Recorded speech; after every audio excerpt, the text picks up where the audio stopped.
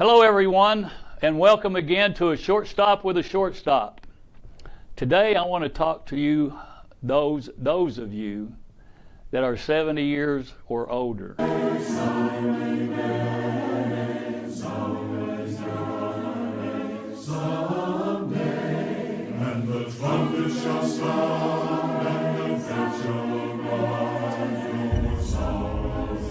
And as I look back on my life and think of some of the things, the memories that I have collected in my mind of going to spring training, talking with a lot of the older players, getting wisdom from them, going into the locker rooms and playing cards with them, going on all the plane flights and just sitting and talking baseball as the numerous plane flights that we were on, and being able to talk with Willie McCovey and Joe Morgan and some of the other players that were on visiting teams that would come in, and we'd sit and talk. But there was many memories that were made, but yet there was a lot of wisdom that was collected over the years with that.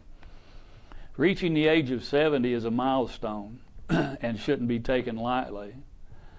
For some, it's a time of deep reflection, looking back on a life filled with experience. We have relationships and we have lessons that are learned. And for others, it brings a sense of gratitude for the years that God has granted us. Yet turning 70 can also bring questions. What does the Bible say about aging? How should one view this stage of life? Is it time to slow down, or does God still have a purpose for those that are older? While the world may see 70 as the beginning of maybe a decline, Scripture, the Bible, presents a totally different perspective. It's one filled with wisdom, with purpose, and a deeper relationship with God. If we look in Psalms chapter 90 and verse 10, Moses wrote this, "As for the days of our lives, they contain 70 years, or if due to strength, 80 years. Yet their pride is but labor and sorrow, for soon it is gone, and we fly away." 70 is a normal lifespan. In biblical times, long life was associated with God's favor and wisdom.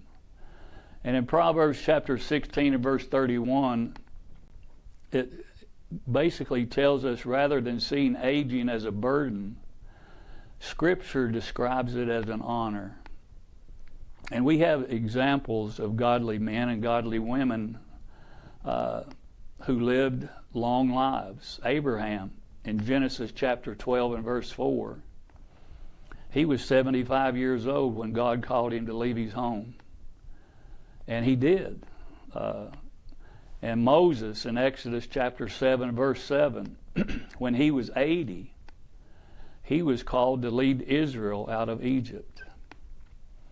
And we can all be blessed in old age.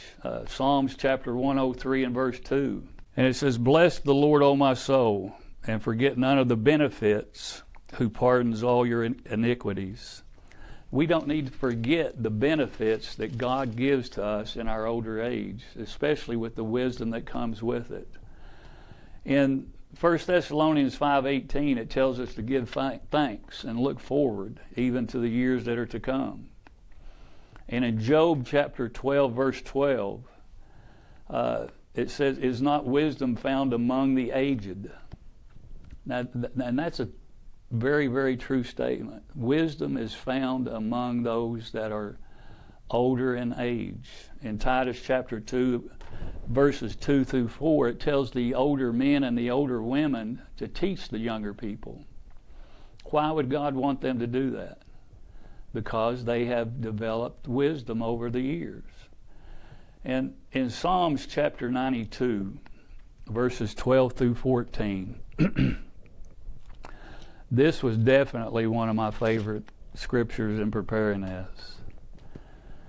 It says, the righteous man will flourish like a palm tree.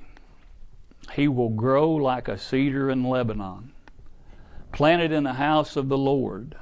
They will flourish in the courts of our God. Now listen to this, verse 14. They will still yield fruit in their old age. Oh my goodness. All of us that are 70 or older, we're still supposed to produce fruit in our old age. And getting old is not a curse. It's actually a blessing, because we have so many things that we can pass on to the younger people. And those of you that are 70 or older, get ready to still continue to teach the Word, because here it is.